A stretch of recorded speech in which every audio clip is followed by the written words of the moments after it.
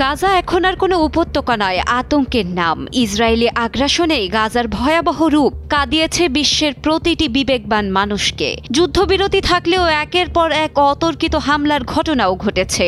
গাজার বিপর্যস্ত মানুষগুলো শ্বাস নিচ্ছেন মৃত্যুপুরীতে। নেই খাবার, নেই পানি, নেই থাকার জায়গা, আছে শুধু মৃত্যুর অপেক্ষা। তবুও ক্ষান্ত হয়নি ইসরায়েল। ইসরায়েল এবার গাজা উপত্যকায় একটি ব্যাপক সামরিক অভিযান চালানোর পরিকল্পনা চূড়ান্ত করেছে। সম্প্রতি 5 মাস ব্যাপী সেনা অভিযানের মাধ্যমে গাজার নতুন কিছু এলাকা দখল এবং শহরের প্রায় 10 লাখ বাসিন্দাকে স্থানচ্যুত করার পরিকল্পনা করেছেন ইসরায়েলের প্রধানমন্ত্রী বেনিয়ামিন নেতানিয়াহু। এই তথ্য নিশ্চিত করেছে ইসরায়েলি সংবাদ মাধ্যম টাইমস অফ ইসরায়েল। বৃহস্পতিবার ইসরায়েলের মন্ত্রিসভায় উপস্থাপন করা হয় নেতানিয়াহুর সমর্থনে গৃহীত এই পরিকল্পনা। ধারণা করা হচ্ছে 5টি আইডিএফ ডিভিশন বা সেনাবাহিনীর বিভাগ অভিযানে অংশ নেবে।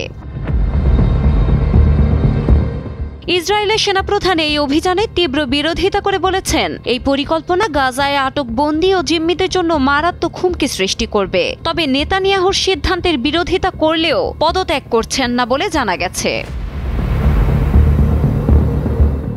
বিশ্লেষকরা মনে করছেন, এই পরিকল্পনায় গুরুত্বপূর্ণ ভূমিকা রাখতে পারে মার্কিন প্রশাসনের অবস্থান। ইসরায়েলি সূত্রে জানা গেছে, ট্রাম্প প্রশাসন গাজা পরিস্থিতি নিয়ে অভ্যন্তরীণ আলোচনা চালাচ্ছে। তাদের সিদ্ধান্ত ইসরায়েলের সামরিক পদক্ষেপ এবং নিরাপত্তা বৈঠকের ফলাফলকে প্রভাবিত করতে পারে।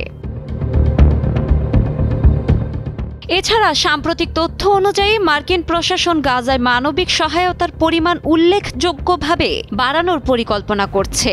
এর আগে প্রেসিডেন্ট ডোনাল্ড ট্রাম্প সংবাদ মাধ্যমে বলেন, আমরা গাজাবাসীর জন্য খাদ্য সহায়তা নিশ্চিত করতে চেষ্টা করছি। এক্ষেত্রে আর্থিক ও সরবরাহ সংক্রান্ত সহযোগিতা ইসরায়েলকে করতে হবে। আরব রাষ্ট্রগুলোকেও এগিয়ে আসতে হবে। গাজা পুরোপুরি দখলের সম্ভাবনা নিয়ে প্রশ্ন করা হলে ট্রাম্প বলেন, এটা ইসরায়েলের সিদ্ধান্ত।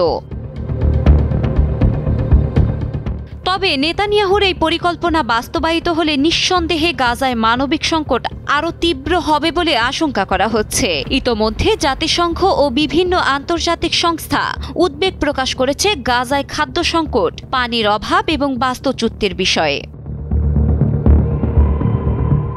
এ অবস্থায় অতিরিক্ত 10 লাখ মানুষের স্থানচ্যুতি এবং দীর্ঘমেয়াদী সামরিক অভিযান পরিস্থিতিকে আরও ভয়াবহ করে তুলতে পারে। এখন নেতানিয়াহুর ব্যাপক সামরিক অভিযান চালানোর পরিকল্পনা বাস্তবায়িত হলে তা গাজাকে ধ্বংস করে দিতে পারে বলে আশঙ্কা করছেন বিশ্লেষকরা।